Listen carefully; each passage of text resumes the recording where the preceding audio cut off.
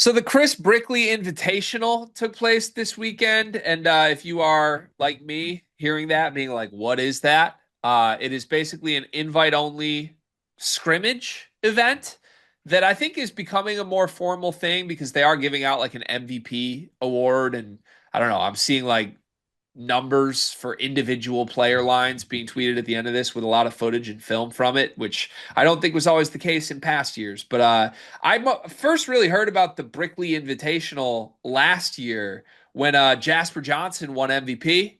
He was 8 for 9 from three and scored like 32 points in a game in the summer last year. And it sort of just got our attention of like Jasper's going to be awesome.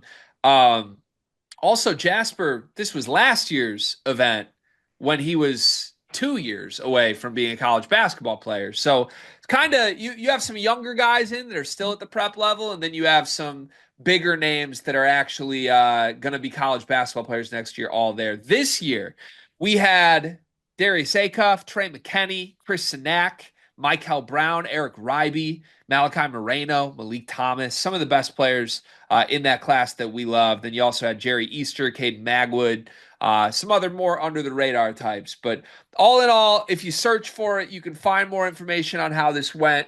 Can't find a formal box score anywhere. Did you find a box score anywhere on this? Not box scores anywhere. I was only able to get just clip or game footage kind of, and I got to take away from that. Yeah, okay. So we'll get to that. But my general sense would just be this. If there's a bunch of stuff on your timeline from a player from this event, it means they played well and there's a lot of good clips and buzz from it.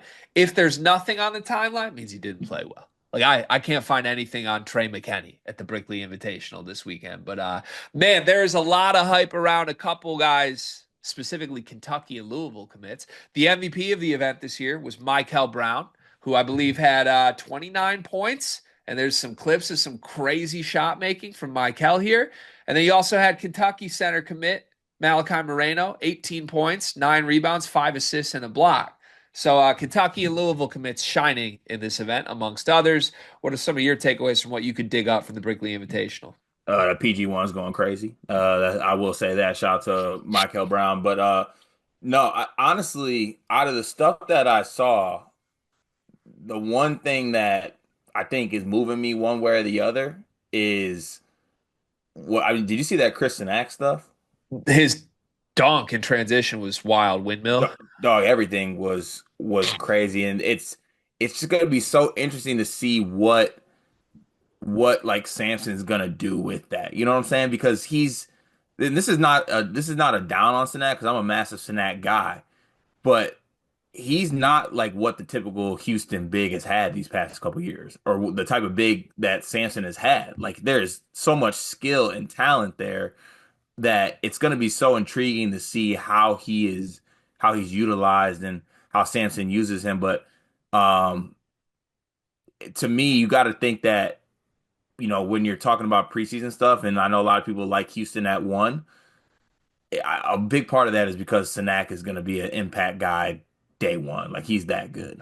Yeah, I agree. The more we see him in any sort of event like this, the more he pops and it just becomes clear like he's Es- uh, probably underrated. Right, especially because like I feel like people are a little bit hesitant with bigs. You Yeah. know what I'm saying? Like bigs come in and translating, but he's going to have the impact of like a lottery level, like like the Derek Queen type, output. It's something that Sanak is going to be putting forward. Yeah, for sure. Michael Brown winning MVP of this event, 29 points from the sounds of it. And again, you can find probably more clips of Michael Brown at this event than any other player because he put the most on highlight reels here. Uh, do you think, number one, was he deserving of this from what you saw? And what did you see in the clips of Michael at this event? Today's video is presented by Underdog Fantasy. Well, what's going on with your hat? Well, my hat's not supposed to be this way, is it? I don't think so. No. Just like people who watch these videos are not supposed to not sign up for Underdog Fantasy using promo code SLEEPERS. At the time of this recording, we have 49 people who have signed up as a first-time user with Underdog Fantasy. Use promo code SLEEPERS. 50 is a very, very important number. 50 is a number we would really like to get to. You, loyal listener, person watching this video right now, could be the person who gets us over the hump with number 50. And we have a great free pick that you get with this. Donovan Mitchell to score at least 1 point. How many points did Donovan Mitchell have in game two, Cart? I believe he was too short of 50 with 48. Yeah, he had 48 points, 50. Very key number for a lot of reasons. If Donovan Mitchell scores 1 point, you cash in your free pick, and you can get your deposit match bonus up to $1,000 with promo code Sleepers. Sign up, put the promo code in, Sleepers. Get that deposit match, get yourself free funds, use the free pick, cash that winner, and turn your hat the right way. Uh, uh, I mean, it confirmed everything I thought about him being a bucket. But yeah, I think out of the stuff that I saw, it would have been between him and Sanak from what I saw. But I think he was more than deserving of it, given his play. And I did see a lot of chatter about him. I know Sweeney attended it, and he was talking heavily about how good Michael was. Yeah, so you're all the way in aboard the Michael Brown hype train, right?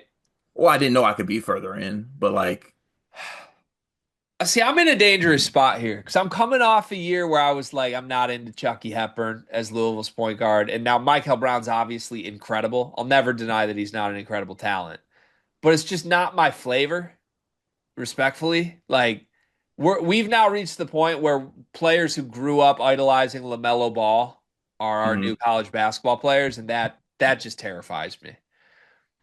So you think that Michael is LaMelo? I mean, in the clips of this, yeah, he probably is LaMelo. He might be the number one pick in the draft next year. He's that good.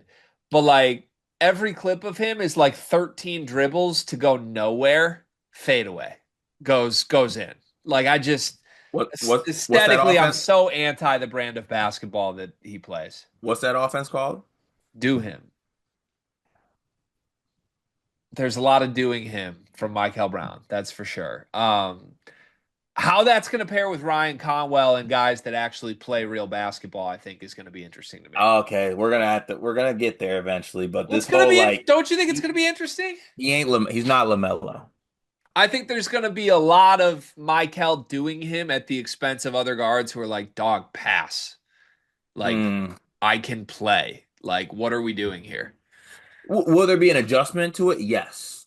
Will it be as dire as I think you're trying to push across? No. Pat Kelsey, I just think is going to have some actual work to do here because again, Michael's an incredible talent. I'm not denying that he deservingly won MVP this event. The clips are stupid. They're so fun, but yeah, I don't know. They have so many guards. Like if Michael was on a team where there were no other good guards, it would be like, oh, he's just going to do everything. It's going to be fun to watch. On a team where like you have really good guards, I'm fascinated to see how it works because anytime I watch Michael, it's just like bounce, bounce, bounce, bounce, bounce, swag, hezzy, bounce, bounce, bounce, fade away, bounce, me. And how's it end? Well, some days he goes 1 for 15 from the floor, like at was it the Nike World Hoop Summit where he made nothing, and then And scored 17 from the free throw line? some games he goes like 12 for 15 from the floor and can't be stopped. Yeah. Ends with makes. Yeah, it could be fun. I do think after watching this, in terms of preseason power rankings, I now have Louisville as my most likely team to win the Brickley Invitational next year. So I That's a think good this, title. yeah, could be big. Malachi Moreno, really good line and some good highlights. I will say the highlights that I saw of Malachi are mostly all just catching lob dunks, mostly that Michael Brown created for him. So there's a Michael Brown positive I from was like, me. who created those? Michael Brown did. Oh, okay. Yeah, but I don't know. Malachi's sort of the forgotten guy on the Kentucky roster to me. Does this move you at all? Well, it's I feel like he gets forgotten too because like honestly, a lot of this is because like Garrison came back, so Yeah. it's like they don't really talk about. The one thing I will say is that as good as Malachi was, did you notice when watching the Sanak film who a lot of those buckets were on? Was it on Malachi? Yeah, he had him in hell. But also like the stuff that Moreno had, I think he scored on Sanak a couple times too. So I don't know. It's just a lot of the stuff I was seeing, Sanak kind of had Moreno in hell. I thought all the bigs had each other in hell because Eric Ryby was also at this event, and Ryby was doing some like crazy footwork on both Sanak and Malachi at certain points. So I don't know. I just I feel like Malachi's line and even just watching him be huge and catch and finish lobs is like something I haven't factored in. Like you look at preseason depth chart stuff for Kentucky, he's always the third big. I don't know. He is a very highly ranked, prestigious recruit that might factor into the front court more than Brandon Garrison, maybe.